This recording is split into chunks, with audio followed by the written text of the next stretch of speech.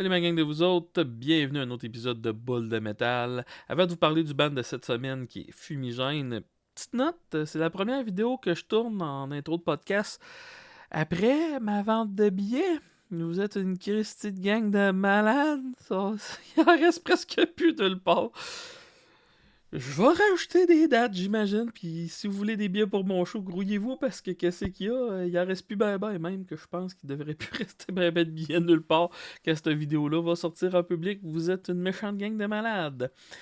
Bref, le band de cette semaine, Fumigène, que je connaissais pas avant de faire ma recherche pour le podcast. Il y a certains sites qui décrivent comme du rapcore, mais c'est très. J'adore les bandes que t'es pas capable de définir le style tellement qu'ils incorporent des choses différentes. Vous voulez de la diversité musicale, vous allez en avoir avec Fumigène. Je vous dirais, prenez tout ce qu'il y avait de bon dans le nu metal fin des années 90, puis mettez-le à la sauce du jour. Ils ont plusieurs chanteurs, c'est des méga passionnés de métal et de musique en général. J'ai tellement eu de fun à jaser avec Kellyanne, la bassiste chanteuse, que c'est sûr et certain que je vais la réinviter. Là, j'ai même offert de quoi animer certains podcasts que je vais faire. Tellement qu'elle connaît son sujet quand on parle ça. Bref, j'ai eu énormément de fun, puis je suis sûr que vous allez en avoir au bout en les écouter comme d'habitude. Je vous invite à vous abonner à mon Patreon, mais aussi suivez-les Fumigène. Allez à vous abonner à leurs médias sociaux. Vous ne le regretterez pas. Ils font vraiment de la bonne musique. Et sur ce, bon épisode. Je sais pas si vous connaissez Rainbow Dragon Eye. Non. C'est un band genre chiptune, style jeu de Nintendo, mais avec de la voix puis qui tire sur le métal. Puis le drummer de tout ça avait dit à une de mes chums de filles, il avait dit si tu veux pas faire 40 heures dans une job que t'as, il faut que tu fasses 90 heures dans une job que t'aimes. Wow. C'est quand même pas fou, pas fou. Moi, ben, c'est sûr qu'à l'instant où est-ce que j'ai l'opportunité d'avoir un revenu qui vient avec l'art qui est plus conséquent, ça me prend très peu pour survivre, là. J'essaie de comme voir qu'est-ce qui est possible, puis tu sais, on en reparlera. Là, on est-tu dans le podcast, là? On est Moi, comme dans le pré-podcast. j'enregistre, fait que c'est comme un pré-podcast. Ça se peut que ça commence avant ça se peut que ça commence après. Puis moi, je peux faire du montage si jamais Parfait. il y a quelque chose qui arrive. Fait quoi, continue? Ce que je disais, essayer de repenser comment que la musique peut devenir rentable en 2024, ça fait partie des défis des bands émergents. Là, la grosse question dans le band, c'est qu'est-ce que ça prend pour financer le projet? Parce que des shows, c'est pas rentable en ce moment. Sortir un album fait mourir. Je veux pas d'artistes qui font beaucoup d'argent avec des albums dans les statuts émergents. Tu sais, même physique. J'ai pas acheté d'album physique depuis des années.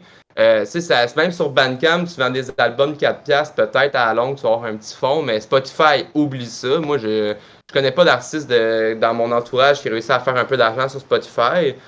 Fait que, tu sais, on essaie de voir, tu sais, les t-shirts, c'est une chose. Moi, c'est ça, je suis designer graphique. Fait que le beau t-shirt que James a là, ça fait partie des créations qu'on fait. Mais il faut que tu en pondes des t-shirts, là. Faut que tu en fasses que le monde veut l'acheter. Il faut qu'il soit beau, il faut qu'il soit intéressant. Tu as une bonne marge de profit.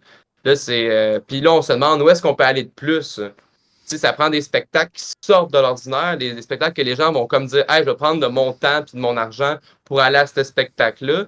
Puis, à mon avis, j'ai le feeling qu'un show à l'anti la fin de semaine, c'est cool, mais est-ce que c'est ça que le monde va tout le temps aller se déplacer pour dire il se passe quelque chose à l'anti ou tu sais avant que ton band ait un nom, il faut que le monde ait le goût d'aller faire le party quelque part, même sans qu'ils connaissent trop ce que tu fais. Fait que c'est ça le défi de financement là. Puis Ouais, j'essaie de puis voir comment on peut réinventer ça, puis c'est quand même tough là. contrairement à vous autres, moi en humour, au moins, je suis capable parce que tu sais, je suis sur toutes les plateformes présentement, puis j'essaie de faire mon nom sur toutes les plateformes. Puis, sauf que moi, l'avantage que j'ai, c'est que j'ai pas besoin de tech de son à mes shows. Mes shows, les dépenses sont minimales en humour. Fait que, pis j'ai pas un hostifie de drum à monter pis à démonter à la fin du Mais ça, c'est le show. problème du drummer. Ça, c'est pas notre problème. Nous autres, on est les guitaristes bassistes. On touche pas à ça, un drum. Là. On est les vedettes, nous autres. Pourquoi on ferait ça? Non, Mais, c'est ça. Là, il y a de la belle gear qui s'en occupe. Mais qu'est-ce que j'ai remarqué aussi, c'est qu'il y a de plus en plus de groupes. Tu sais, je pense juste à Iron Man Lee de Dragon Force, que je pense qu'il avait dit qu'il se faisait plus d'argent à faire des vidéos sur Twitch qu'il se faisait Ouais. avec son groupe. Tu sais, sinon, je vois de plus en plus de musiciens avec un Patreon. Fait Ouais, que. c'est ça à table. Notre chanteur, il y a un podcast qui s'appelle C'est juste la lutte. Puis un Patreon avec genre des fans qui vont avoir un minimum tu sais, il va y avoir, il va y avoir une communauté qui vont appuyer qu'est-ce qu'ils proposent comme projet. J'ai vu Rouge Pompier, un Patreon intéressant, mais Rouge Pompier, c'est comme un exemple de genre comment financer ton art après des années d'expérience, puis comment bien le faire, là. Puis, tu sais, c'est juste, moi, j'en parlais avec le chanteur un peu, Patreon, de, OK, est-ce qu'on aurait quelque chose de suffisamment intéressant à ce que les gens payent un montant pour avoir ce qu'on propose à chaque mois, tu sais? Parce que, tu sais, des musiciens, il faut que tu fasses quelque chose à chaque semaine, là. Tu peux pas faire une nouvelle tune en enregistrement, Non, parce que 4 membres. une tune, c'est pas la même affaire qu'une joke, là. Tu sais, moi, je suis chez nous, je suis C'est- capable de la tourner en pyjama, ma fucking joke, là. Mais tu sais, mettons la réalité des bandes de musiciens. Excuse-moi, James, si tu veux embarquer dans la conversation quand je pars en monologue, tu peux me couper, je t'autorise. Parti, continue. T'es habitué. En même temps, tu Mais peux faire tes jokes en pyjama, mais je fais tout le temps, je le dis tout le temps à la blague, mais moi, quand je compose les tunes du band, je suis généralement en bobette et il est tard le soir un peu. C'est tout le temps dans ces meilleurs moments-là que tu arrives à sortir les affaires les plus crunchy. bon, ouais. Dans le top des Oh, oui, commentaires. mais tu sais, c'est que faire du contenu, tu sais, rendu là, c'est de trouver de quoi de créatif à faire. Tu sais, c'est comme. Il y a des musiciens qui font. Le contenu, c'est qu'ils se filment sur Twitch en train de jouer à des jeux vidéo, puis that's it. Ben, Tu je sais, trouve pas ça con. Tu sais, Feldup, que tu m'avais montré l'autre jour, James, là, il a fait une Ouais. grosse chaîne YouTube full. Ça pogne, ça pogne, ça pogne. Il fait juste du contenu d'horreur. Puis après ça, à chaque début de ses vidéos de quelque chose de 2 millions de views, il y a une promo pour son show, genre. Fait que, tu sais, lui, il a comme propulsé son projet musical avec une chaîne YouTube. Tu sais, dans le Twitch, j'ai déjà vu ça. C'est sûr que nous autres, dans la création de contenu, on a mis beaucoup d'efforts sur TikTok. Mais tu sais, TikTok, moi, ce que je dis aux gars, c'est faites pas de la musique sur TikTok, les gens regarderont pas. Ma philosophie est assez cynique, c'est les gens, ce que le monde veut voir sur TikTok, c'est des choses drôles, des choses niaiseuses. Mais ça fait qu'on a des fois des views sur des vidéos. Mais ce que mon chanteur nous fait remarquer, c'est qu'on a des views, mais est-ce qu'on a des gens qui vont aller écouter le band puis embarquer dans le projet, tu sais? pour avoir. C'est Pour avoir jasé à ben, tu sais, j'ai des humoristes dans mes meilleurs amis qui ont été capables d'atteindre en haut de 100 000 abonnés sur TikTok puis qui sont hot sur ben des plateformes. Qu'est-ce que je me suis dit? Je fais dire, la règle, c'est tu deviens. Le monde te reconnaisse dans la rue à cause de TikTok. Ouais, ça c'est vrai. Mais TikTok, tu seras pas capable de pitcher du trafic ailleurs sur tes autres plateformes. Ça, tu fais ça avec Instagram, Facebook, que tu vas être capable d'envoyer du monde sur ton Spotify, Patreon ou des trucs de même. Là. Tu sais, TikTok, c'est vraiment juste le monde te reconnaisse dans la rue. Là. C'est vrai parce que genre j'avais mis des liens vers des vidéoclips par exemple. J'ai essayé de mettre notre vidéoclip sur TikTok puis ça a été strike par nous-mêmes. C'est dans l'algorithme, c'était vraiment le fun. Là. Mais c'est non mais parce qu'on est comme on a une application qui fait que on diffuse notre musique puis cette application-là nous offre des droits d'auteur genre basic. Fait que quand tu mets ta tune au grand complet sur une plateforme, même si c'est autorisé, ça va l'arrêter automatiquement. Fait que des fois, on a des strikes de nous-mêmes de l'application. Il y a une manière d'aller régler ça dans les settings, j'imagine.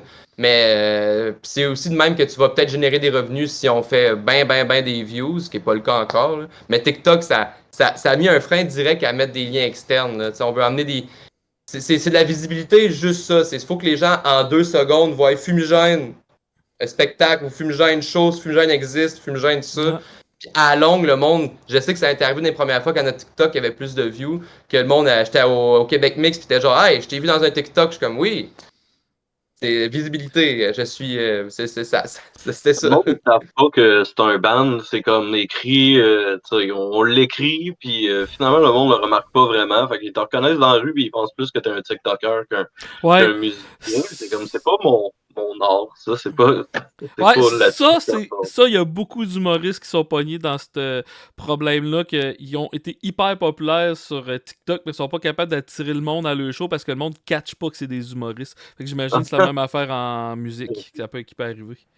C'est clair, c'est clair, puis en même temps, quand tu y penses, moi, mettons, je fais beaucoup de création de contenu dans le band pour faire de la promotion avec le chanteur.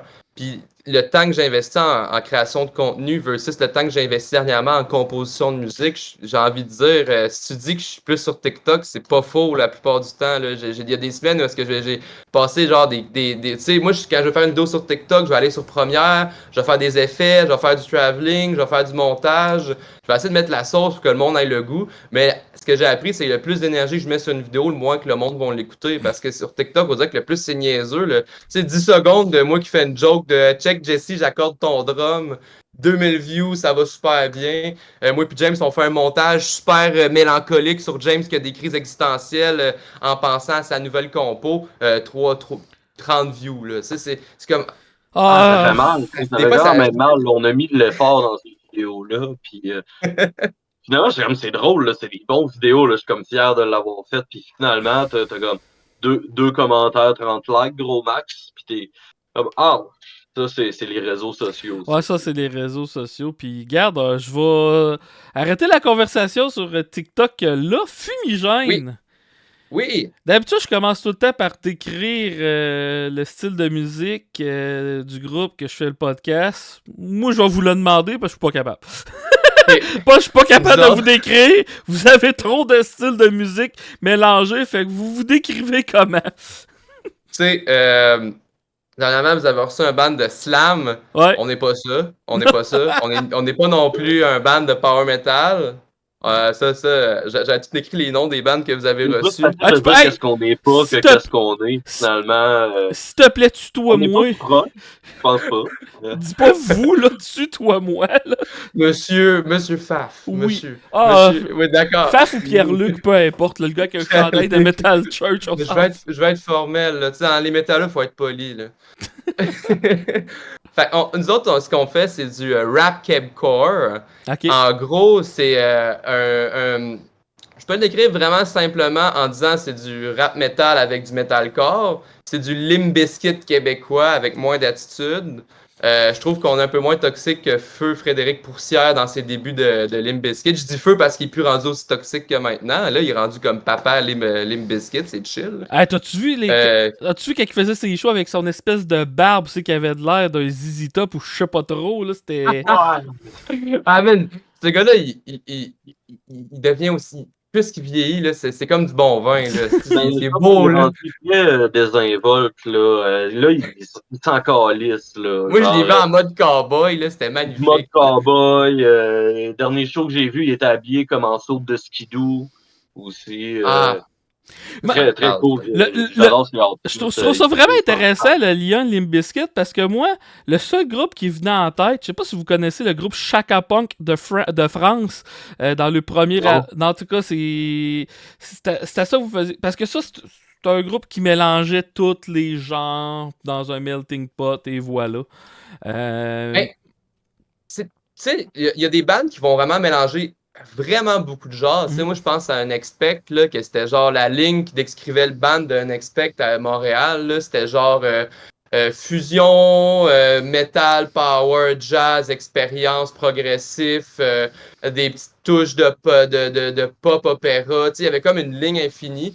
Je pense que c'est quand même plus facile de nous décrire. Tu sais, on mélange, on veut vraiment avoir du rap keb puis du metalcore. Puis des fois, il va y avoir une petite touche de punk parce qu'on aime ça avoir des petits refrains catchy, là. Mais c'est pas aussi... là, je check Chaka Punk, là. On a un style un peu moins le fun que les autres, je trouve. En termes de visuel, les autres, ils ont vraiment des beaux outfits, plumes. Mais... wow, j'invite les gens à les voir. Mais tu sais, c'est que Chaka Punk, ça fait une éternité que ça marche aussi. Là. Vous autres, vous êtes quand même à vos débuts. Mais non, c'est vrai. Le côté metalcore, je suis pas le plus gros connaisseur de metalcore, mais t'en parles, puis ouais, effectivement, je le sens. Le côté... Mais je trouvais ça vraiment intéressant, le côté kebcore là, que t'as mentionné, Limp Bizkit, puis tout. T'as-tu grandi en écoutant du Limp Bizkit? James, je vais te laisser commencer. Ouais. Oui, là, j'ai quand même beaucoup de consommé de new metal. Limp Bizkit, précisément, non. Ça, c'est plus arrivé récemment, mais genre Linkin Park puis System of a Down, Deftones, Slipknot. cette gang-là. Je suis quand même beaucoup influencé de ça. Je pense qu'on le remarque un petit peu aussi dans nos chansons. Hey, je vais Quand dire même. je vais dire de quoi, je sais pas jusqu'à quel point que c'est sacrilège que je vais dire, mais j'ai jamais été intéressé à Linkin Park jusqu'à temps qu'ils viennent d'annoncer le dernière chanteuse. Je trouvais, ah, ok, là, ça devient intéressant. Je pense que Ah j'étais à ouais. contre-courant de tout le monde, là, parce qu'il y a bien du monde qui était, qui ont, ben, je sais même pas c'est quoi l'accueil que la nouvelle chanteuse a eu, là, mais en tout cas, là, ça fait, ah, ok, là, je vais peut-être m'y mettre un peu plus à Linkin Park. Mais C'est un accueil quand même mitigé, mais c'est quand même intéressant que tu sois à contre-courant de ça. En plus, je m'attendais pas à ça. Mais crime, tant mieux. Aussi, je peux comprendre aussi, là, pour un fan de métal, Linkin Park, c'est pas super brutal aussi. C'est pas. Mais je Ben, suis tu désolé, peux James. écouter, quoi. Moi non plus, Linkin Park, tu sais, dis-les pas à Jesse, là. Jesse, notre drummer, est dans un band hommage à Linkin Park, Modja. Ouais. Puis Jesse est très fan de Linkin Park. Moi, pour vrai, ça a jamais été un band que j'ai écouté dans le passé. Tout ce que je voyais de Linkin Park, c'est des vidéos montages de Naruto, puis je trouvais que c'était comme... Hey, j'ai vu ça! C'était... J'ai vu ça dans le temps! Avec Paper Cut. Ben, C'est vrai qu'il y avait ça, des montages de combats de Naruto avec Breaking Bad. In the end! Non, c'était magnifique. Moi, dans le new metal, c'était plus Korn, c'était plus System of a Down aussi. Mais ça a été plus dans ça, c'était plus quand j'étais enfant, là, j'étais dans le new metal. Puis en est, dans la scène en Abitibi-Témiscamingue, il y avait beaucoup plus de mélodique puis de death metal. Fait que le new metal, c'était tout le temps comme en fond. Puis tu sais, j'écoutais du System of a Down en boucle, en boucle, en boucle. C'était comme le band que je jurais par. Puis en est, ça a été Korn un peu plus, tu sais, dans la grosse bassline vraiment pesante. C'est de mettre du rap, comme mettons, ça aurait pu l'être dans Limp Bizkit. Moi, j'étais plus dans. Quand j'étais ado, j'étais comme les poils pléio. Moi, je parle pas au yo. Moi, je suis juste un poil. Il y avait comme. J'étais trop cool pour les yo. Fait qu'il y avait pas de ça, de casquette plate puis d'attitude, là. Fait que, mais quand je suis rendu. En étant plus mature, j'ai pu apprécier toute la fleur qui est Limp Bizkit quand, quand ça passe. On se le cachera pas, l'aspect rap, c'est notre chanteur qui l'en est le plus de fond en comble. Là, lui, il a dit, je veux être un rappeur crieur. Puis il faisait des... Puis on aimait tellement son attitude puis sa vibe qu'on a dit, ça prend une place dans cette bande-là qui va prendre tout ce que cette personne-là est puis l'intègre bien dans ce que moi puis James, on compose musicalement. Là. Fait que nous autres, on est comme plus l'aspect métal. James, il y a des bons breakdowns, des bons grooves. James fait des riffs des fois plus prog. Là. Il y a une grosse passe gen dans son tabé. Moi, je suis plus dans le pesant bassline, là, je vais penser. Ces temps-ci, j'écoute beaucoup de Jet Sam, là, qui est genre un band de genre plus dans le grind montréalais, qui est juste de la grosse bass pesante, qui pèse vraiment fort. Moi, quand ça groove avec la grosse bass, ça va plus me parler. Fait que c'est sûr que quand on arrive d'un breakdown plus pesant, ce qui est moins présent dans nos tunes sur Spotify, plus dans nos nouvelles compos, là, ça paraît plus. Mais le rap, je le laisse à Gab là-dessus. C'est composé pour que lui soit bien à chanter dessus. C'est ça le défi qui amène le rap keb dans le projet. Ouais, puis autant que, mettons, 2005 à 2015, on va dire, c'était comme... tu peux pas dire que t'étais fan de métal puis dire que t'aimais le rap, on dirait. Non. Que à partir de 2015, je sais pas, moi, 2015, je parlais énormément de métal avec du monde de France. Puis je me suis rendu compte... C'est bizarre, mais on dirait que c'est les black métalleux qui ont commencé à aimer le rap en premier, qui ont amené ça au métal. Puis là, parce qu'il y a des rappeurs en France qui ont samplé des groupes black metal typiques, pas typiques, voyons, mythiques. Puis là, je sais pas, là, présentement, c'est ça qu'il y a de le fun, là, c'est d'ouverture à tout sous-genre, là, puis ça se transmet dans votre musique. Ben, ce que j'imagine, ce que j'essaie d'emmener aussi dans le groove du métal, c'est que le party du hip-hop, le genre de beat pesant que le monde a envie de comme jumper là-dessus. Là. Tu sais, moi, j'ai écouté beaucoup de Wargasm dans les dernières années, qui est comme un band UK qui est très dans le new metal moderne. Là. Parce que tu sais, new metal à la base, c'est 2000. On est toutes les bandes de new metal connues, c'est Korn, System of a Down, Linkin Park, Limp Bizkit, c'était la grosse mode dans les années 2000. Là, live, qui est comme un new wave plus new metal moderne. Puis tu sais, Wargasm, c'en est vraiment un bon exemple. C'est plus genre avec des gros beats techno, électro que tu vois dans un club. C'est très genre, c'est très rapide. Ça a une autre tournure ça amène beaucoup plus d'électronique dans l'ensemble que, mettons, System of a Down qui avait pas tant d'électronique, en fait pas du tout. Puis Linkin Park, eux autres, qui avait un DJ qui c'était genre une trame électro qu'il y avait dessus. Fait qu'il est comme.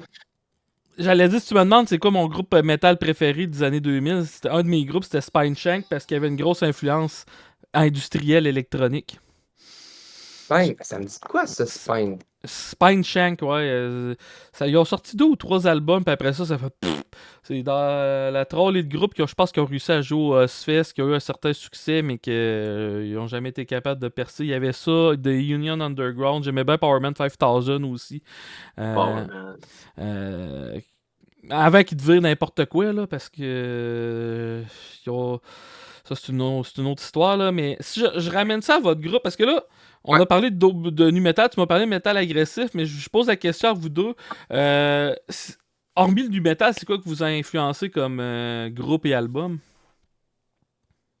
Ouais, c'est drôle parce que, tu sais, ces temps-ci, j'écoute tellement pas beaucoup de métal. J'en écoute quand même, là, mais je suis vraiment dans le folk, là, pis dans... Ah, tu peux me dire des albums chauds? Folk, parce que ça... Mais... Tu peux me dire des groupes Il y a une affaire qui a comme un petit peu ravivé ma flamme de métalleux récemment, là, ça a été de voir Gojira performer aux Jeux Olympiques. Genre, en l'écoutant, je pouvais pas m'empêcher de penser à comment est-ce que ces gars-là ils devaient être nerveux de jouer devant autant de monde en même temps, puis d'avoir juste la meilleure gig de toutes, là, ça m'a... Fait que je me suis mis à réécouter beaucoup de Gojira à partir de là. C'est bon ça. De bon ballon. T'écoutes beaucoup de Knockloose aussi dernièrement, James. Ouais, Knockloose, c'est vrai. C'est quoi ça comme groupe, Knockloose? Hey man, si tu veux avoir un bon breakdown, tu sais, des breakdowns, t'en vois passer dans tous les bands. Je trouve qu'il y a beaucoup de ressemblances dans la plupart des breakdowns. Knockloose, ils ont sorti une tune avec un breakdown, avec un gros groove. Reggaeton. C'est genre du gros core. Comment on peut décrire ça, Knockloose? Je pense que c'est du Californian Hardcore. C'est le même qui se décrirait. Californian Hardcore. Ouais, tu sais, le chanteur, il a comme une petite voix aiguë, un peu quand il crie. Je trouve ça vraiment strident. Tu sais, il me semble qu'il sonne vraiment très enragé, là. Tu sais, il essaie pas de grogner, il essaie de montrer à quel point il y a de la peine. Tu veux une bonne tune qui parle de cette bande-là, c'est Suffocate, là. C'est elle avec le gros breakdown, super reggaeton, là. Ça met dedans, là, ça rend fâché, là.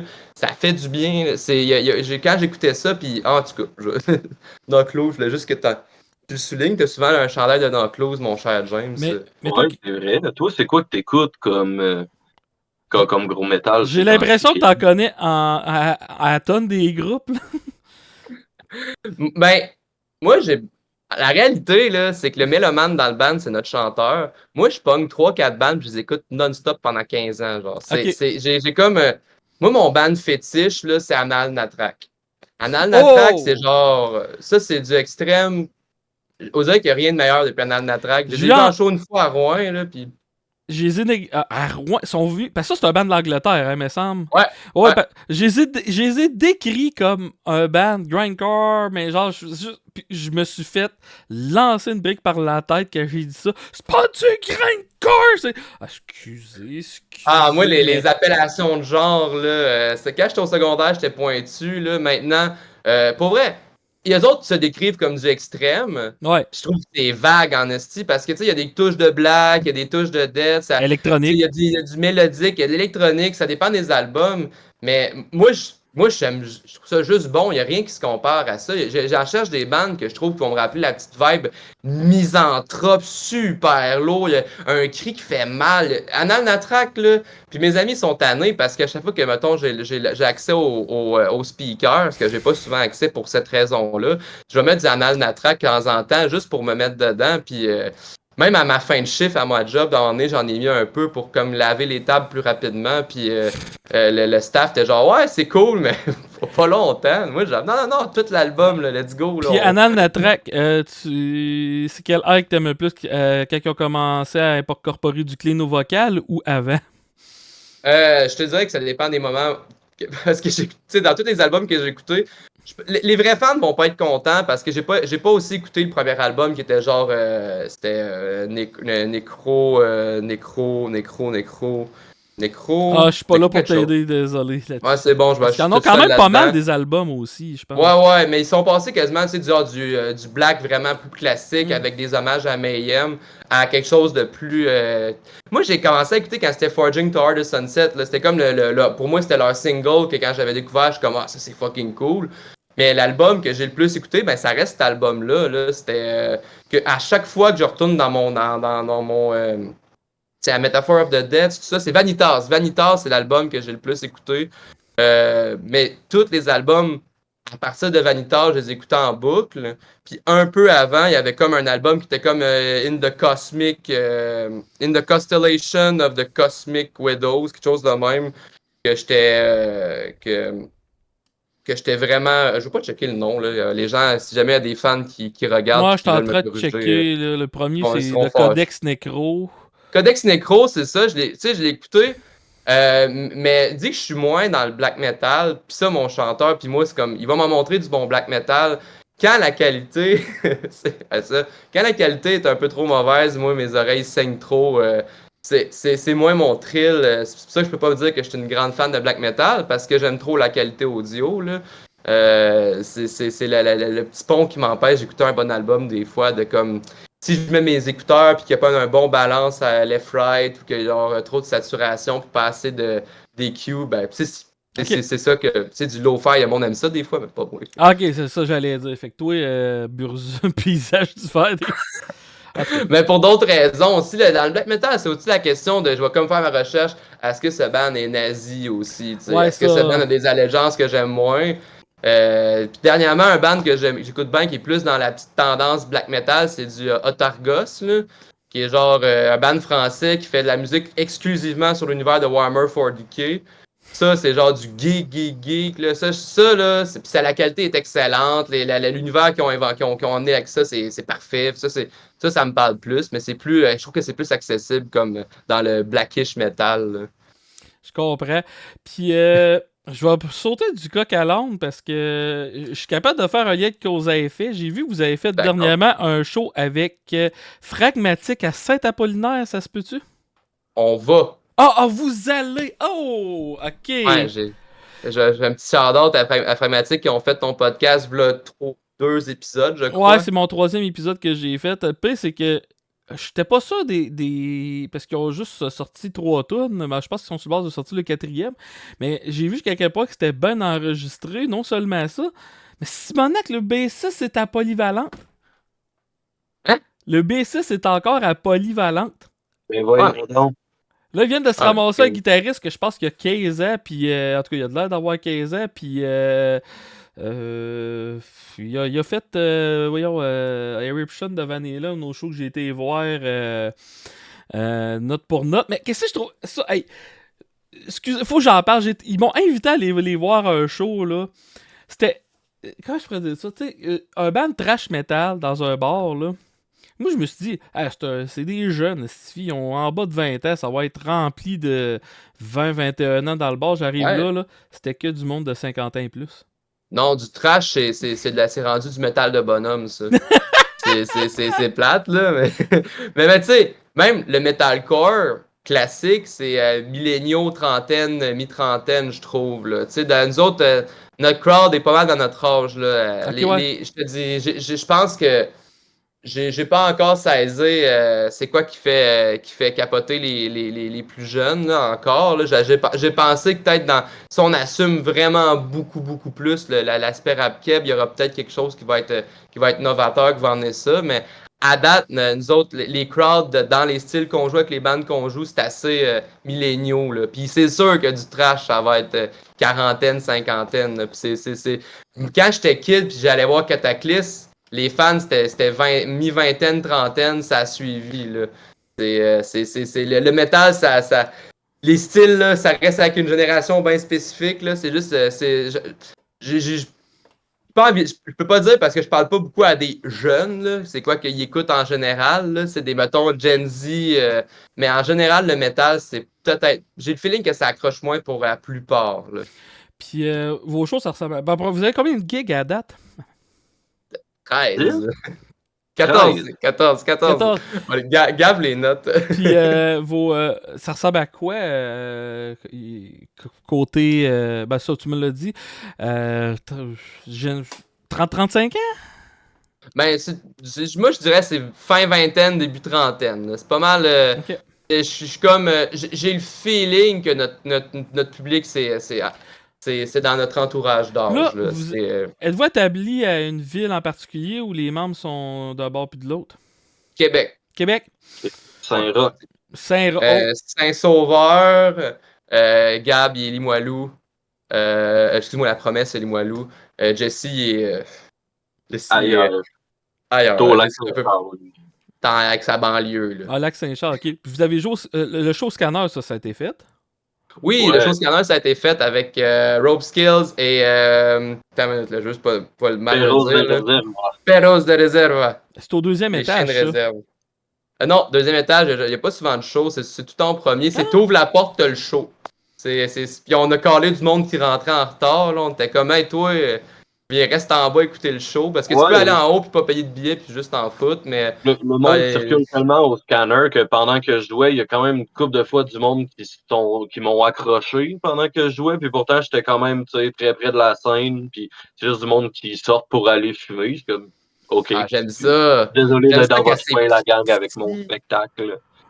C'est une bonne attitude parce que hey, j'ai déjà eu un groupe de musique moi dans le temps, puis un des shows que j'avais fait dans un bar à Saint-Pierre-de-Brattonne, il fallait que le monde passe entre le chanteur puis le bassiste pour aller aux toilettes. Ah, man. Ben, à Oui, Lutte non, non. Québecor, notre show avec un show de lutte, là, on était comme direct à côté du square. Puis le monde, pour aller acheter du popcorn, il fallait qu'il passe derrière le drummer. Là. Moi, je trouvais que c'était. Tu sais, t'avais genre le drummer Jesse qui fout l'intense, puis t'avais du monde avec son petit sac de popcorn derrière. Puis tu sais, t'as des vidéos où est-ce que tu vois vraiment le monde avec leur sac de popcorn chillant derrière du drummer. Là. Moi, ça, là, ça me fait triper. Là. C'est quand c'est tout intime. Mais là, le Québecor, c'était pas super intime, là, mais juste ça.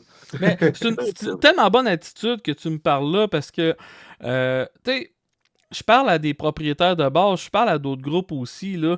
Tu sais, surtout quand tu commences ou que tu fais de la musique métal au Québec, où faut que tu t'attendes à avoir des petites salles, puis faut pas que tu commences à chialer à cause de hey, là, moi je veux un gros stage, puis tout. Ben non, fait qu'est-ce que t'as, puis hey, du fun avec. C'est plate parce que ton premier show va avoir full de monde. Tous tes amis vont venir te voir. Tout ton entourage qui attendait de voir ton projet va venir t'encourager. Puis là, après ça, tu arrives à ton troisième show, puis il y a 4 personnes dans la foule. Nous autres, on a fait un show à la source avec 4 personnes dans la crowd, puis les 4 personnes, c'était les autres bandes. C'était rough. C'était rough, là, mais puis la source, c'est une belle salle avec une bonne scène. J'étais comme. Le vide se fait sentir encore plus pesant quand genre la salle est trop belle puis qu'il n'y a personne dedans. Là. Mais j'ai comme je suis plus tombé en amour avec nous autres, notre première show c'était au Trackside, Feu Trackside. Puis ça, c'était genre une petite scène à Montréal, genre à côté d'une track de chemin de fer. Là. C'est super clandestin, c'était. Il n'y a même pas au Trackside, c'est juste écrit Ask a Punk. Ouais, moi je connaissais pas de punk. Au punk dans le coin, c'est où, puis il t'amène en arrière d'une bâtisse, là, dans un chemin vraiment sketch, où c'est vraiment difficile d'amener des amplis puis du stock en plus. C'était vraiment très intime, mais très punk. Ça, c'était vraiment la salle était petite, là. C'était comme tout dans une petite salle avec un petit balcon avec le monde qui fume en dedans. Là. Moi, ça prend ça à Québec, là, des scènes clandestines, là, juste pour que les bands émergents, il y ait une petite scène qui coûte pas trop cher, parce qu'on a des crises de belles salles à Québec. Je trouve qu'on manque de salles d'expérimentation. Où il y en a, puis on me le dit pas parce que je suis trop snob, là, je sais pas. Non, là. mais t'as raison là-dessus parce qu'en humour, tu sais, moi j'ai mes soirées d'humour présentement à la source de la Martinière. Tu sais, c'est tellement. Moi, tout, j'adore la salle. Mais c'est tellement gros que ça te prend un minimum de personnes, surtout pour un show d'humour, sinon ça apparaît vide. Alors que, mettons, à Ninkasi, de la manière que le bar est disposé, puis tout, tu es capable de t'en sortir avec moins de monde pour avoir un bon show d'humour. Fait que, effectivement, une petite salle de, mettons, 55-60 personnes, mettons, là, avec une scène, ça pourrait faire des miracles. Ah ouais, non, c'est là, je sais que dernièrement, il y avait mon ami qui travaille au Ataboy Pizza, qui me dit ils font des petites gigs là-bas, mais ça parle. Le seul problème avec ces petites gigs-là, c'est que des fois, comment on va rentabiliser ça? Là? Ce qui est le fun avec le trackside, c'est comme les bands arrivent, on vend les billets, puis c'est that's it. Il n'y a pas de gros paiement de salle, là, mais c'est ça. C'est juste. Puis il y a aussi, à Québec, dans certains zonages, faut pas que tu fasses trop de bruit trop tard. Là. Je sais que, mettons, au Sonum, là, qui est pas loin de chez nous, là, il y a une belle grosse salle pour jouer, mais tu sais, il y a des règlements pour pas faire trop de bruit trop tard. Puis on fait des festivals, là. C'est juste que ton festival peut pas dépasser 10 heures. Puis tu peux pas, mettons, vendre d'alcool sur le milieu. Mais ça, c'est pas la fin du monde, pas d'alcool. C'est moins important que ça l'a déjà été. Puis à Québec, je pense qu'il y a un nombre limité de permis de salles de spectacle. Fait qu'il y a des bars qui aimeraient bien ça montrer des spectacles qui peuvent pas à cause de ça. Parce que je sais parce que je connais une couple de shows qui se sont faites. Genre que la police est débarquée. Vous avez pas de permis. Vous avez pas le droit de faire. Vous arrêtez votre show là. Ça, c'est encourageant, ça. Ça, c'est encourageant. Ah, ouais, mais rendu là, ah non, ça, j'avais dit au début, là, faut comme se réinventer pour rendre rentable nos événements, mais c'est sûr que si tu limites les places où qu'on joue, ça change la game, mais en même temps, notre plus bel événement, notre plus belle expérience, ça a été notre show avec la NSPW, là, c'est à côté d'un square de lutte. Puis ça, c'est vraiment se réinventer. Je leur dire, où est-ce qu'on peut jouer, que le monde va être, que la vibe va être bonne. C'est pas une petite salle, c'est comme on va aller comme mélanger des crowds avec celle de la lutte, celle avec le métal. Ça fait partie des petits challenges, mais cet événement-là, c'est un gros risque aussi parce que ça coûte cher à produire. Ça fait exactement le nombre d'argent que ça devait faire pour nous rembourser, c'est tout, genre. Fait que c'était grandiose, mais on est tous des. Moi personnellement, je dis que je fais plus de musique que de travail. Je suis quand même très pauvre, là. Fait que tous les événements plus audacieux, ça demande genre un gros risque financier personnel. James est plus safe que moi là-dessus, là, parce que James travaille plus. Là. C'est un peu moins lazy. Mais c'est ça. Vous écrivez comment? Ça, moi, je suis probablement la personne qui envoie le plus d'idées tout le temps. Là. Dans notre conversation, j'envoie des riffs que j'écris tout le temps. Moi, j'utilise Guitar Pro 7, là, qui est comme un logiciel pour un logiciel de tablature. Là. Avec ça un des logiciel sons MIDI? rentrés Nintendo, mais Bon, pour faire des maquettes, après on les apprend, puis après on les jamme. Moi, je fais beaucoup ça. Dragon Force, je pense qu'il marche. Là, quand ma copine dort. J'ai entendu dire que Dragon Force marchait de cette façon-là aussi. Hey, je serais pas surpris. Il y a comme. Tu sais, Dragon Force font vraiment de la musique vraiment très précise, là, tu sais, des solos en harmonie super ultra rapide. Guitar Pro, c'est vraiment super bon pour ça, pour voir comme exactement l'arpège que tu joues à la guitare, puis la note précise que ton guitariste va jouer à côté. Quand que certaines personnes vont plus composer en s'enregistrant, ça c'est un peu moins précis, mais je pense que tu arrives peut-être à gagner plus de feel quand tu fais ça. Un peu le défaut de Guitar Pro, c'est que ça peut être un petit peu robotique par moment. Je pense qu'on travaille un peu là-dessus. Ben, ce qu'on dit tout le temps quand on envoie des tracks, parce que moi, je travaille à Guitar Pro depuis que je suis adolescente aussi, fait que tu sais, ça va super vite, moi puis James, quand on fait un projet ensemble, il y a comme, on s'envoie la track, je gagne James, peux-tu me faire une trame de git que c'est pas juste des power chords, parce que moi, plus que ça avance, moins que écrire de la git, j'ai du plaisir, là. Je suis comme, je veux faire juste de la bass, juste faire une bass pesante avec du drum, là, puis la git, on s'en fout, là, mais c'est ça.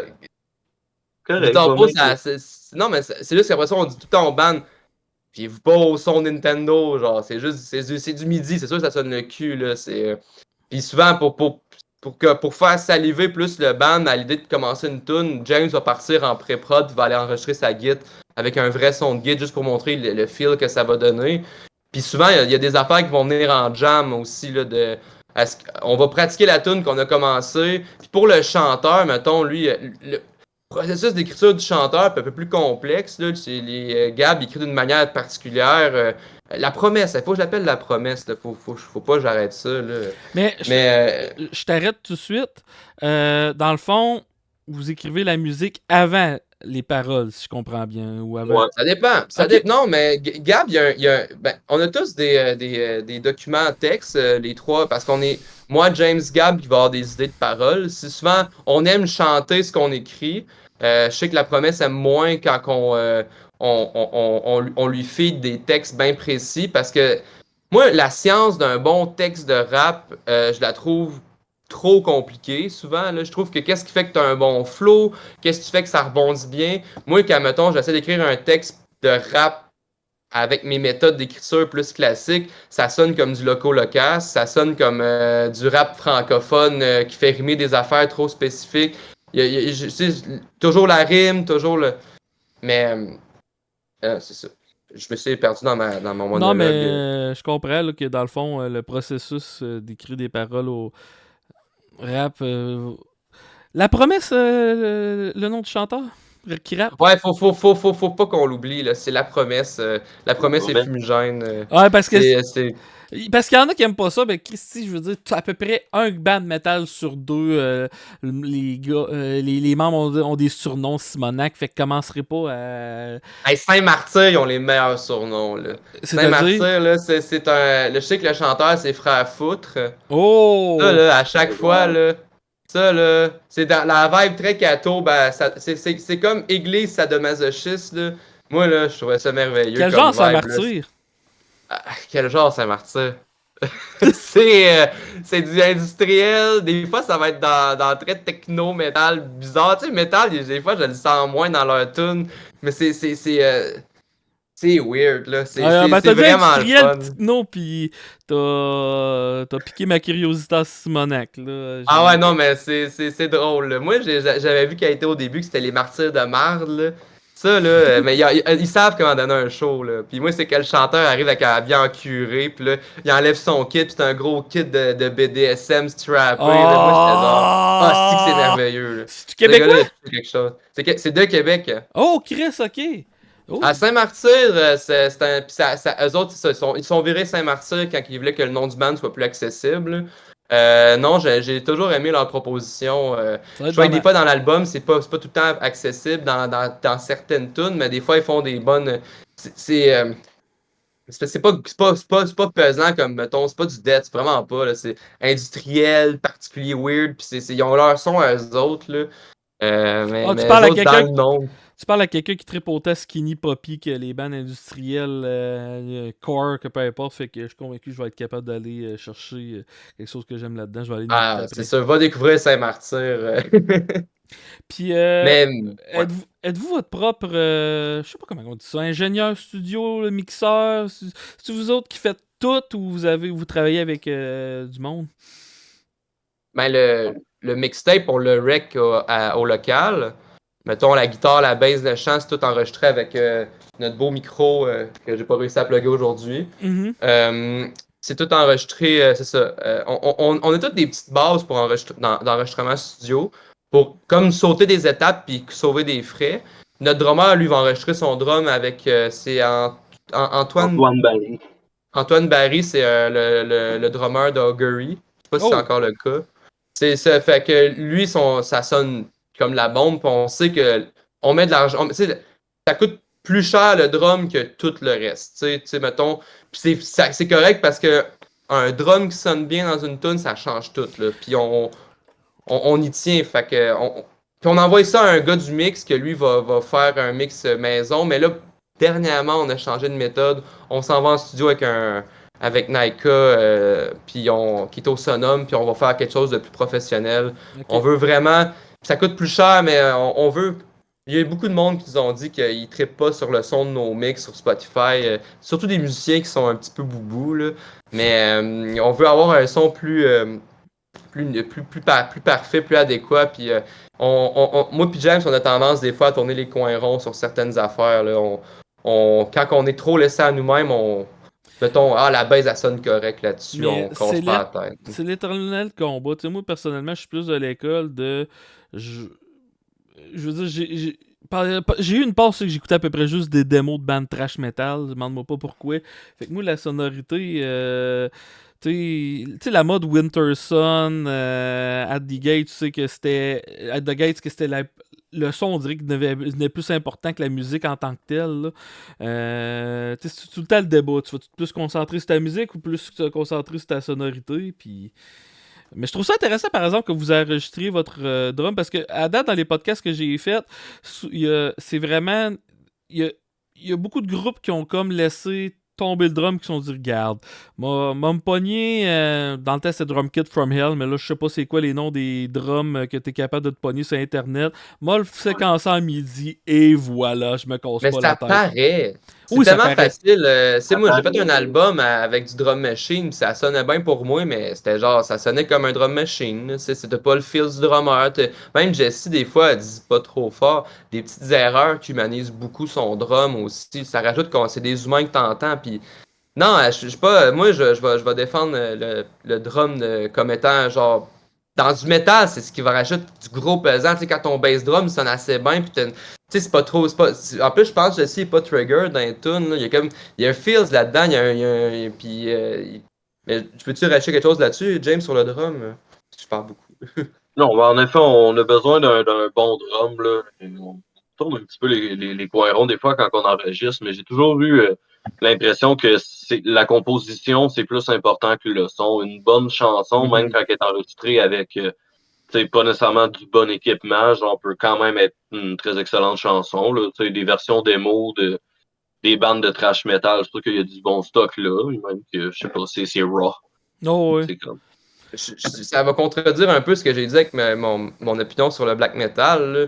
Mais il y a comme une fine ligne entre. Parce que moi et James, on n'est pas des ingénieurs de son. Tu sais, je sais qu'on est. Il y a beaucoup de. Il y a des bands avec 1000 pedalboards sur scène. Je trouve ça beau à voir, mais moi, quand je trouve un son que j'aime, je me colle dessus. Puis je passe pas des heures à trouver le son parfait de mon instrument. J'ai plus de J'aime mieux performer mon instrument que de passer mon temps à offrir le meilleur son possible. Quand j'ai ma bass dans les mains, je suis pas en mode cet instrument-là va produire le son parfait pour la soirée. C'est l'instrument que j'ai dans les mains pour donner des coups de pied dans le vide, pour sauter fort, pour donner des coups pesants dessus. J'ai la philosophie de. C'est plus un médium de performance que la fin de l'art dans laquelle qu'on a choisi de faire. Ça va vraiment. Je pense qu'on va contredire beaucoup de bandes là-dessus, sur la perfection de la sonorité. Puis moi, j'ai Ça, fait il le choix là-dedans. n'y a pas d'opinion. Les opinions se valent toutes. La seule affaire que je Là-dessus, dirais, ouais. si vous écoutez, là, parce que je connais du monde que ça fait 10 ans qu'ils n'ont pas sorti leur album parce qu'ils sont pas satisfaits puis que la sonorité est pas à un moment donné, là, vise jamais 100%. À la limite, vise 90%, là, qui est une très bonne note, mais vise pas 100% de sonorité. Là. Nous autres, c'est genre, nous autres, notre première tune sortie, c'était genre, OK, elle est pas parfaite, on la sort. Faut qu'on la sorte, faut que ça commence le projet. Là. On a un show dans 2 mois, on n'a rien sur Spotify, on sort de quoi? Là, ça fait 1 an et demi, puis on est comme, faut qu'on la refasse la tune parce qu'elle sonne pas tant bon. Mais à un moment donné, faut que ça sorte ton stock. Là. Moi, j'en ai vu des bandes qui ont pratiqué 2 ans de temps pour sortir un album complet. C'est pas recommandé de faire ça. Là. Moi, je pense, sors du stock, sors ce que tu fais. Puis j'aimais bien Kurt Cobain disait, là, ou dans Nirvana, je sais pas si c'est Kurt qui disait ça ou un des membres. Au début, ton band va sonner le cul. Là. C'est Dave Grohl. T'sais. Ton band va sonner le cul, puis il va sonner le cul longtemps. Pendant il va arrêter de sonner le cul, mais au moins, tu vas faire de la musique pendant tout ce temps-là, puis tu vas continuer, tu vas continuer, tu vas continuer. Fais de la musique, fais juste faire ça. Là. Moi, je veux pas sortir la chose parfaite dans 10 ans. Je veux faire de la musique là. Puis c'est sûr qu'on s'écoute v'là 1 an, on s'écoute v'là 2 ans. Moi, puis James, on est dans des projets musicaux depuis à peu près 3 ans. Puis en ce qu'on sortait v'là 3 ans, on s'écoute, puis on est mal à l'aise comme. Non, mais. Ouais, il y a du gros cringe là. Mais toi, t'es de même, l'humour, c'est de même, Oui. tu deviens meilleur. Puis tu sais, un autre exemple que je peux te donner, White Zombie. White Zombie, c'est un running gag fin années 80, début des années 90. C'était quel critique qui trouvera pas la manière la plus drôle de ridiculiser White Zombie, parce que White Zombie, le seul et unique but, le seul et unique hésitant, c'était de se faire ridiculiser. 4 ans après, il était le band metal le plus populaire au monde.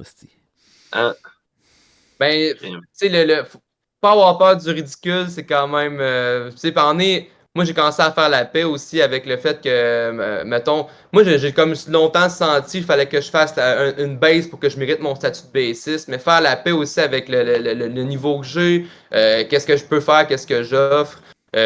Puis, pas avoir peur du ridicule, ça c'est sais, dans les vidéoclips, nous autres, ça a tout le temps été un genre de petit débat de on fait de quoi de niaiseux, on fait de quoi qu'on fait de quoi de sérieux. Moi, je trouve que faire de quoi de trop sérieux quand t'as pas de budget, c'est risqué, là.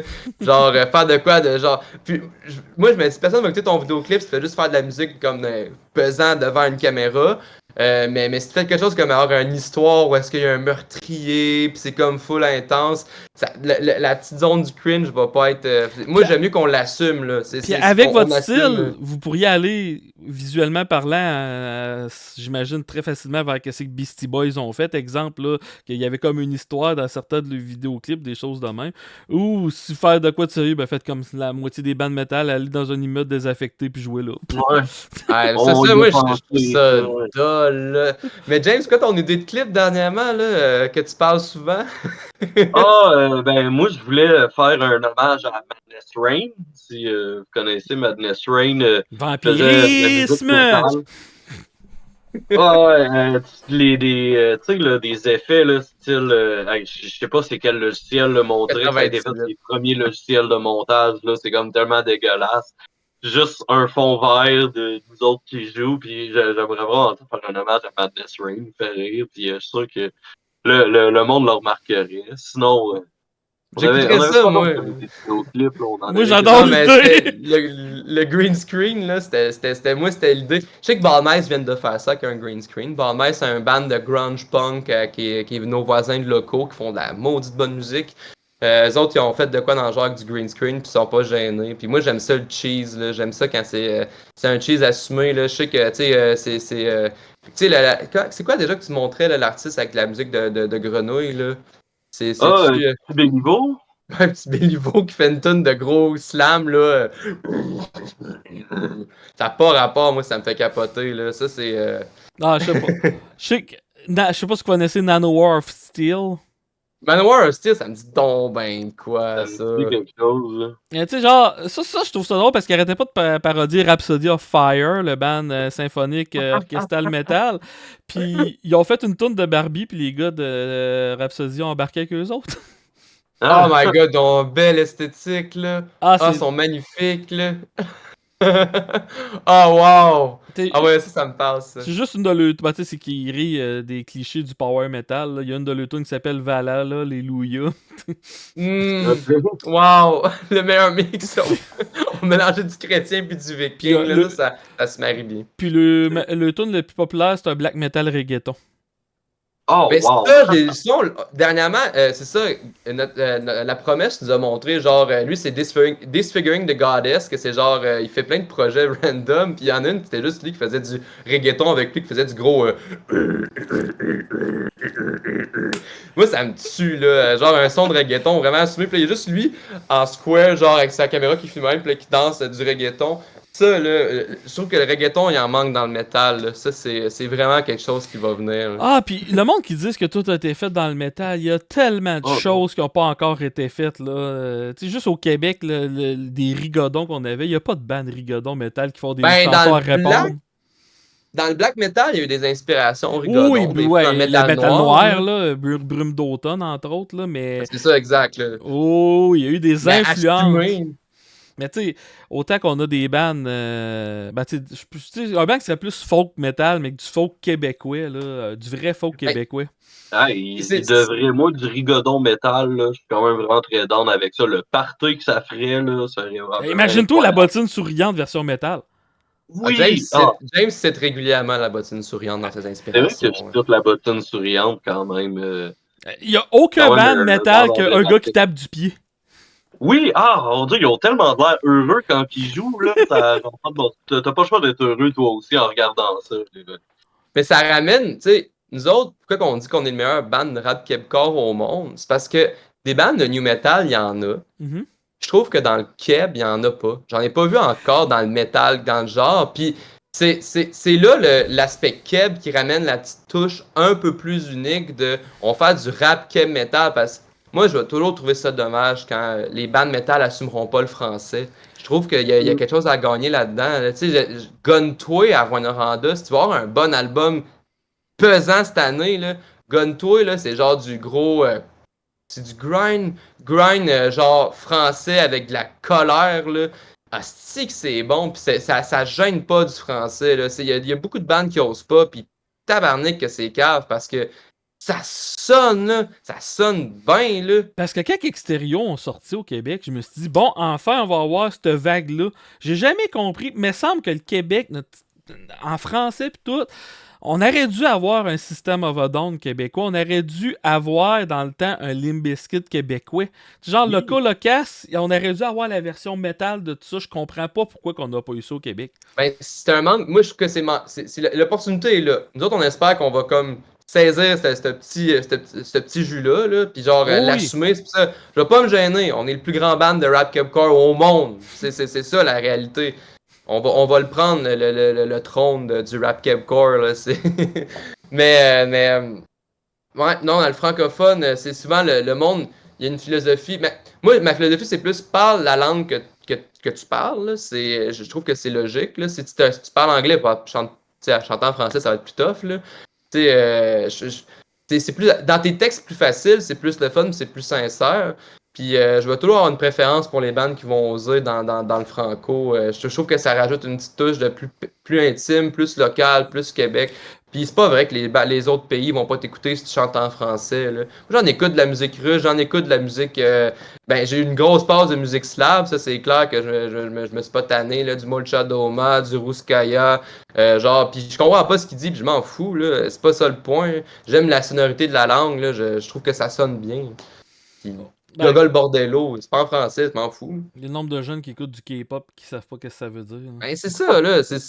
La musique, va mal s'exporter, c'est un mythe, là. Il y a du monde qui va en écouter du Keb, là. Céline Dion est connue partout dans le monde, là. Mais c'est ça qu'il y a de le fun avec où c'est qu'on est aujourd'hui. Tu sais, oui, c'est plus dole parce que présentement, tu es en concurrence contre le monde. Parce que, je veux dire, si tu vas voir, parce que le Québec, j'ai pas besoin de le prouver, là, nos médias traditionnels s'en calissent du métal ici. Ah ouais, vraiment, vraiment. Mais c'est ça. Mais tu tombes, mais fait que là, de facto, tu tombes en concurrence contre le monde. Sauf que, oui, effectivement, là, le monde commence à. La barrière de la langue est plus là, mais plus du tout là. Fait que ça qu'il y a de le fun. Mais c'est ce que tu fais si tu bon, tu sais. Ça, c'est un peu moins implicable en humour, par exemple, la barrière de langue. Non, là, ça c'est sûr, mais tu sais, je parle en musique. En musique, ouais, ça c'est clair. Là. Parce que tu sais, moi, quand j'ai commencé à écouter de la musique, je tripais bien raide sur le trash. Là, à un moment donné, tu te rends compte qu'en 92, tout ce qui était band trash metal, ça commençait à sonner tout sauf trash. Fait que là, tu commences à découvrir la Russie. Fait que là, parce que les autres, on dirait que les années 90, ils ont un 2004. Fait que toutes les bandes russes. Sauf ceux-là qui sont virés nazis, sont vraiment, vraiment bons. Dans le trash, ça d'ailleurs, j'ai tout à trouvé ça wow. Il y a des bandes trash qui commencent les albums avec des speeches de Hitler, mais c'est comme, vous êtes russe, vous savez qu'est-ce qu'Hitler pensait des Russes? En tout cas, je trouve ça... Ah, d'accord, bref. C'est le monde du black metal. Même pas du black metal, du trash, le Corrosion Metalla, entre autres. Trash, je connais moins l'histoire. Je savais pas qu'il y avait une grosse historique nazie derrière ça. En Russie, c'est l'enfer, mais c'était plus pour le côté shock rock. Je sais pas jusqu'à quel point. Ben, c'est ça. Dans le black metal, c'était ça aussi. Là. Oh oui, mais bref, on n'embarquera pas trop dans ce sujet-là. Puis là, si vous écoutez mon nom, Faf, ça veut dire Fafouin, idiot du village, non pas François-Français. C'est maintenant que je suis écœuré de me faire dire ça. Mais je reviens à la langue, ok? Tu sais, je pense juste à Anonymous. 94. Ils font du trash en français. Puis Anonymous, c'est genre une bête, c'est une entité de la scène. C'est genre... Encore aujourd'hui, ils remplissent des salles. Ils ont pogné le vibe, ils l'ont pogné à main forte, puis ils l'ont gardé, puis ils ont guidé le bateau vers quelque chose de vraiment, vraiment plaisant. Genre, notre chanteur, il aime bien gros Anonymous. Il y a c'est en site, il est comme, yes, on va aller voir Anonymous, puis il dit, on va essayer aussi de comme se négocier un choix Anonymous. C'est comme un bon projet à long terme de genre se mériter une petite place à côté de cette entité-là, de cette bête de scène-là qui est Anonymous. Là. Oui, j'essaie de les avoir en entrevue. Mais bref, mais non, c'est... Mais tu sais, c'est pour revenir à jouer notre langue. Rendu là, fais-le dans la langue que tu veux, mais je respecte beaucoup les bands québécois qui osent faire ça en anglais aujourd'hui. Je trouve que ça rajoute une touche le fun. Puis je vous lève mon chapeau pour ça. C'est quoi vos plans à court et à moyen terme? James, je vais te laisser parler un peu. On va retravailler pour faire un Lutte Capcore 2, un plus gros show encore avec la NSPW. On va régler notre beef avec Jesse Fush de Rouge Pompier, qui, je dois dire, est un méchant garnement. Ouais, c'est vrai. Sacré Jesse. Sinon, on a un show le 26 octobre à Saint-Apollinaire au bar chez Lison. Sinon, quel autre projet qu'on a ces temps-ci, Kelly? OK. Là, Fumi 24 tire à sa fin. On a l'intention de sortir des tunes mieux enregistrées avec notre nouveau studio.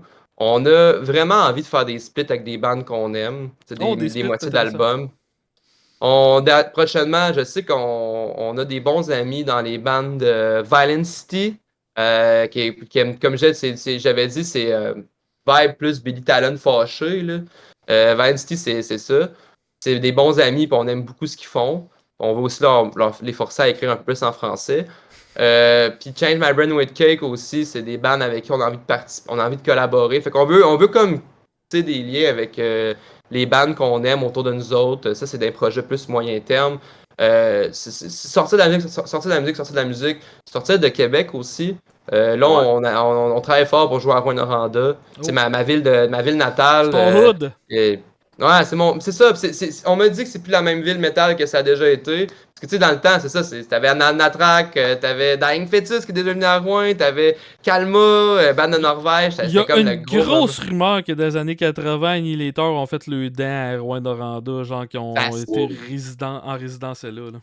Ça se peut parce que la communauté métal était Moi, tu sais, dans mon école secondaire, les jeunes étaient métalleux. Genre, la plupart étaient métalleux. Il y avait un show de métal la semaine d'après, tout le monde avait le même chandail. Genre. C'était beau à voir. Là. J'ai grandi dans ce nuage-là. Fait que, on m'a dit que c'est plus de même. Je vais aller le voir par moi-même. Je pense que ce qui arrive, c'est que beaucoup des gens de Rouen, que ça va être dans le métal, dans le trash. C'est un band de trash qui arrive à Rouen, ça va être plein, c'est sûr. C'est sûr, dans le métal classique. On va aller voir qu'est-ce que Rouen en pense du rap Québécois. On va le découvrir par nous-mêmes. J'ai déjà vu un band de rap metal. C'était. Voyons, quand j'avais mon band de emo au secondaire, ça s'appelait. C'est comme très Nintendo comme style. Là. Hey man, c'est trop loin. Là. C'était Euh, pas Raid. Pas grave. Là. C'est un band français qui faisait du rap metal. Ça a quand même bien marché. Non, c'était pas ça. Le C'était un Fofora? nom. Hein? Le Fofora? Non. Ok. Shit Combo? Minute français. Je pense qu'ils vont me le sortir tout de suite. Euh, ok, il me le sort pas. C'était pas un band connu, je pense. Bon. En tout cas. Non, mais c'est pas vraiment que ça va arriver. Et je pense qu'il y a aussi des bons bands hardcore. Là. J'ai hâte de voir ce que ça va être à Rouen. On travaille fort là-dessus. Montréal, c'est toujours un beau petit défi quand tu es indépendant de te faire une place Mhm. là-bas. Faut que tu te prennes d'avance. Faut que tu joues avec des bandes de Montréal. Arrive pas à Montréal avec juste des bandes de Québec. Les gens en ont rien à chier. Fait qu'on essaie de sortir un peu de la ville. Puis, je sais que t'as dit que le monde n'achète plus d'albums, mais vous l'intention de sortir des. Ben là, vous avez parlé de Split. Vous l'intention de sortir des affaires un peu physical ou.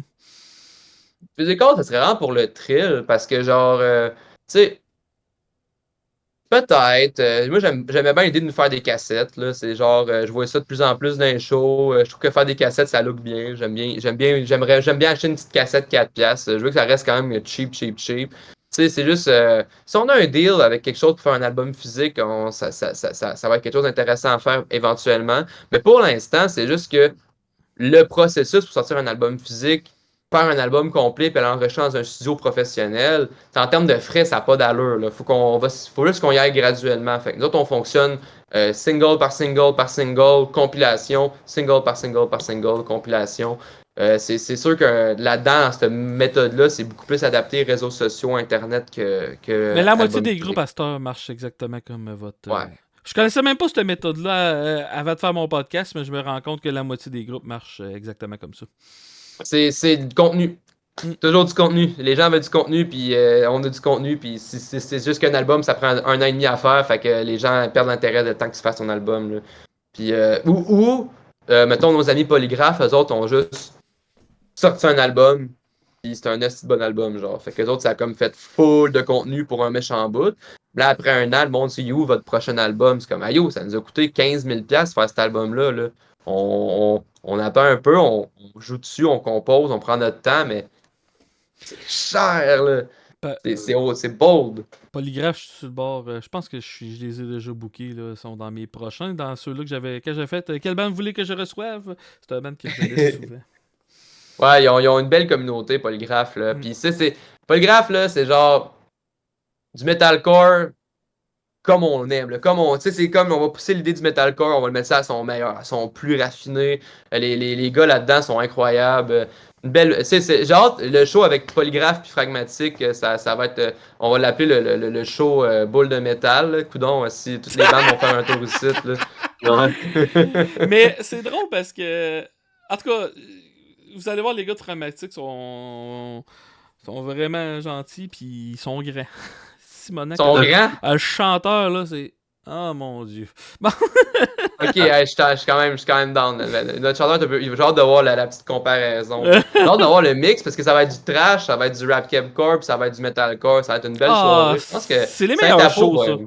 C'est les meilleurs shows. La diversité, là, c'est ça qui a de le fun dans le métal. Je pense qu'on va faire plaisir à tout le monde, là, parce que je pense, dernier show qu'on a fait à Saint-Apo, il y avait une gang de bonhommes qui étaient genre. Ben, moi, j'aurais voulu plus du trash. Là. Ben, en même temps, ils étaient contents qu'il se passe de quoi dans leur patelin. Des shows de métal à Saint-Apo, il n'y en a pas des tonnes. Là. Je pense qu'on est le seul, en fait. Là. Mais là, je pense que tout le monde va être bien content du line-up. Là. Parfait. Puis,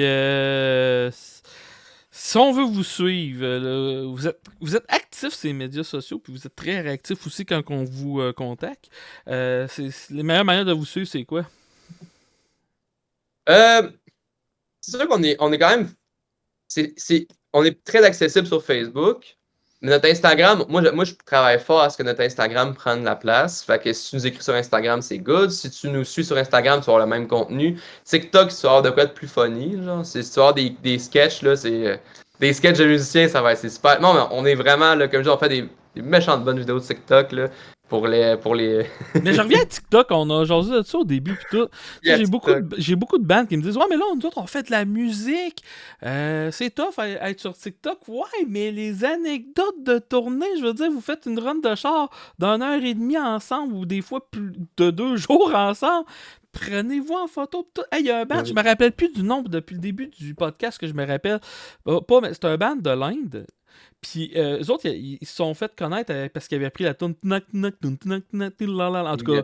Ouais. Puis les gars, là, ils ont carrément décidé, hey, du jour au lendemain, on part en tournée, puis on va se mettre populaire juste avec les vidéos de nous autres en tournée, et ça a marché. Ben oui, le monde, l'idée de la tournée, ça reste quelque chose d'un peu mystique, là, quelque chose de mystérieux, de le fun, d'intime aussi, là, c'est comme voir ouais, ben, filmer du TikTok, c'est low effort, là, puis, tu sais, vous en avez du charisme, vous faites de la musique sur scène, il y a au moins quelqu'un dans le band qui est capable de parler avec une caméra, là, c'est pas... nous autres, même notre drummer qui est moins en mode... communication constante, on trouve sa niche à lui. Nous autres, moi, je l'ai filmé justement quand on est allé faire un show à Rimouski. Il t'arrête de nous décrire c'est quoi le nouveau drum de la nouvelle tune. C'est juste lui qui est comme. Fait que là, dans la nouvelle tune, ça va être comme ta ta ta ta ta ta ta tac tac tac. Lui conduit en faisant ça. Puis là, moi, c'est vraiment lui qui décrit comment il compose sa tune. T'allais juste pogner ce moment-là. Puis là, je dis, hey Jesse, peux-tu en redire ça, s'il te plaît? Puis là, je le filme. Tu me filmes-tu, là? Je dis comme, oui, c'est important. Mais c'est même ça. lui. C'est ça parce que dans le fond, le groupe que tu suis devient personnel. Ouais. Genre, c'est ça que le monde aime. Fait que ça personnalise le groupe. Non, c'est. Il y a manière de faire du contenu quand t'es en musique. Puis vous avez une méchante belle attitude, je tiens à dire. Merci beaucoup. Merci beaucoup. Merci beaucoup pour avoir accepté l'invitation de mon podcast. Hey man, j'ai trippé. J'aurais pu rester encore 2 heures de plus là, si t'avais pas insisté. Honnêtement, parce que tu sais, j'ai mes podcasts qui s'appellent Boule de Métal, mais je fais des lives aussi qui s'appellent Fast and Furious. Puis ce serait bien le fun de vous réinviter. Puis Christy, parce que des fois je fais affaire avec des co-animateurs, co-animatrices. Fait que si je viens qu'à interviewer, avoir un podcast avec vos amis, si ça t'intéresse, Kéliane, je pourrais t'avoir comme co-animatrice des fois. Ça serait très, très, très plaisant. Et moi, ça va être mon grand défi de laisser parler les gens. Mais James, il sait en quoi il s'embarque quand il fait une C'est entrevue vrai avec que je moi. l'avais prévu. Ouais, mais ça tombe bien. Je vais faire une petite critique, mais le son de Kellyanne était genre 100 fois mieux que le son de James. Fait que ça vient à donner que Ben, Kellyanne, tant mieux. que Kellyanne, puis On en va plus. travailler là-dessus. Fait que j'invite tout le monde à ce qui écoute le podcast à aller suivre Fumigène, c'est tous les médias sociaux, puis les groupes se disent qu'est-ce que je peux faire comme contenu sur TikTok. Allez suivre le TikTok de Fumigène, ça va vous donner des bonnes pistes de solutions. Fait que pour ceux-là qui écoutent, le podcast se termine tout simplement comme cela.